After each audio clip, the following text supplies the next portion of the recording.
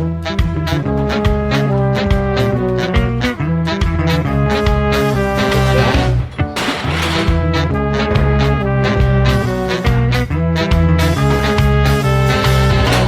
Aquaman, swim!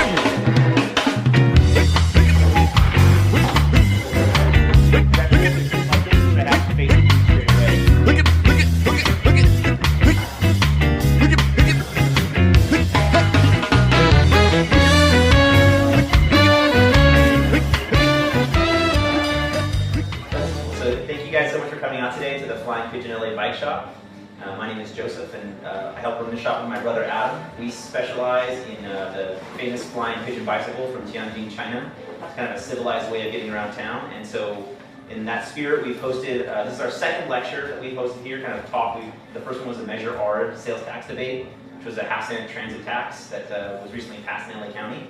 So today we've got an author and a journalist and an all-around interesting sort of guy named Jeff Mapes, who wrote a book called Pedaling Revolution, How Cyclists Are Changing American Cities. How Cyclists Are Changing American Cities. And I'll just leave it at that. It's 7:36, we're supposed to start at 7, so without further ado, Jeff Mapes. So, Thank you. I guess Jeff will give us a quick talk, and then we'll have like a little Q&A, I guess. Right, yeah, I'll read a passage or two just so you can get a flavor of it. Should I sit down or stand up, or does it matter? Whatever you'd like to do. You want to stand? Or you want to Stand. What? I'm going to sit down. Yeah. Yeah, I feel like I'm on a radio show. Well, Rush.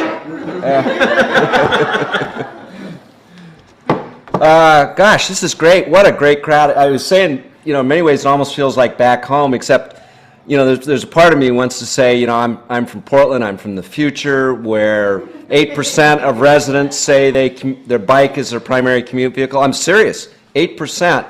And basically, there's kind of nowhere in town that you can't get pretty easily, whether you're using bike lanes or paths or bike boulevards. We have a congestion problem on some of our bridges because there's too many cyclists on them. Sometimes at my favorite brew pub, it's hard to find a parking spot for my bike. So I'm exaggerating a little bit, but really there are a lot of cool things going on in Portland. And if I have a message about it, is it wasn't always like this, and it wasn't just because there's something in the water in Portland or anything like this. This is really something that happened in the city over really the course of the last 18, 19 years.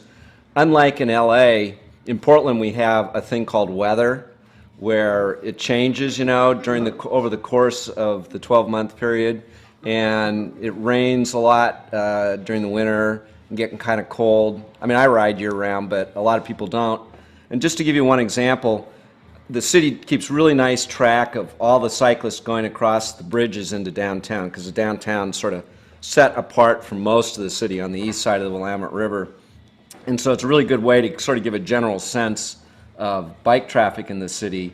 And in 1991, 92, I think they were getting about 1,700 cycling trips across these bridges a day, and now we're up to around 16, 17,000, so like 10 times.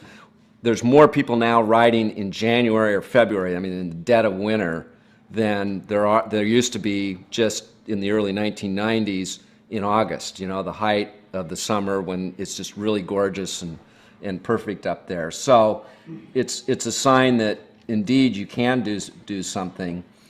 Let me tell you a little bit about myself and how I came to write this book. As I was telling some of you, I grew up in the Bay Area. When I was a kid, I would ride my bikes. I had multiple bikes at various times all over the hills of Oakland and Berkeley, and it was just my way. I got around. I had what the psychologists now call a free-range childhood. Most of you are too young to remember that, but that was back in the days when parents would say to their kids when they got home from school, "Do you want a snack? Okay, be home for dinner," and then you just went. You didn't have play dates. You didn't have after-school activities. You just got on your bike or whatever and took off and explored the universe. And I always remembered that very fondly, but I must confess that for many years, like so many people, I got my driver's license, I went off to college, got a car,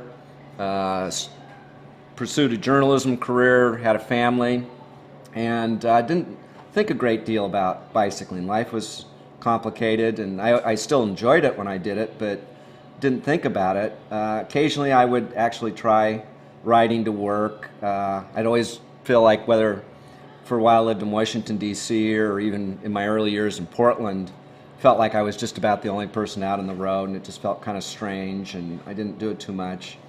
I got a new bike when in the mid-90s. It was really more comfortable than my old college high school even 10-speed. And an interesting thing happened, because that was about the same time in the mid-90s that the city of Portland was making a real push to encourage cycling. A lot of it was really kind of under the radar screen, but there was a transportation commissioner who was very interested in the subject. He hired a very aggressive bike coordinator, and they started painting in bike lanes wherever they could, creating bike boulevards, these sort of low traffic streets that are good for bikes, and they actually put in sneaky little diverters to keep cars from using them. And I can describe those more in detail if anybody wants. And in a very short order, they really built, like a couple 100-mile bicycle network, so to speak. And this was all kind of happening about the same time that I was riding more, and it did have an impact on me. I remember one problematical intersection coming over one of the bridges that I used to take into downtown that was not far from my house. And it used to be, the way you kind of made it work was you had to sort of jump the curb down onto the roadway when you got over the west end of the bridge, look over your left shoulder to make sure there wasn't a car going on this viaduct down to the right where you were trying to go to the left. And it was sort of a tricky maneuver. And then one day I rode in there, and they solved the problem. They put up a special bike light, and they'd block cars while the bikes would go, and they had a little barrier they put in, and it was all of a sudden simple. I didn't have to fight it anymore. They put in a bike lane up this main street all the way up to work. That became a lot simpler. And I started getting curious. Is this happening in other cities? What's going on here? Who's doing it? And that really kind of started me down the path. Although the thing that gave me the kick in the butt, I think, was one night. This was after I had started riding year-round, and it was a January, February night. It was kind of rainy out, and I headed down the hill, down toward the river to the bridges to go over to my side of the city, and got down to the bottom of the hill. It was one of those things that occasionally happens in Portland in the winter, where the clouds parted, you could see some stars above, and I was feeling like, wow, this is kind of cool. And I rode up on the bridge, and I'm riding across the river, seeing the beautiful black roiling waters. We kind of let the rivers kind of run up there, and it just was just very cool. And all of a sudden, like this falcon or this hawk sort of swooped across the river, and I was kind of going, wow, it's so pretty. And I was kind of looking around for somebody to share that with, and this was still enough years ago that there wasn't any other cyclists around. Today that wouldn't happen. But I did, as I was kind of looking around, a bus was coming by, and it was filled with people, all lit up inside, and I'm going, God, these poor people stuck inside on such a beautiful night. If they were only out here. And then I realized they were all kind of looking back at me with looks of pity.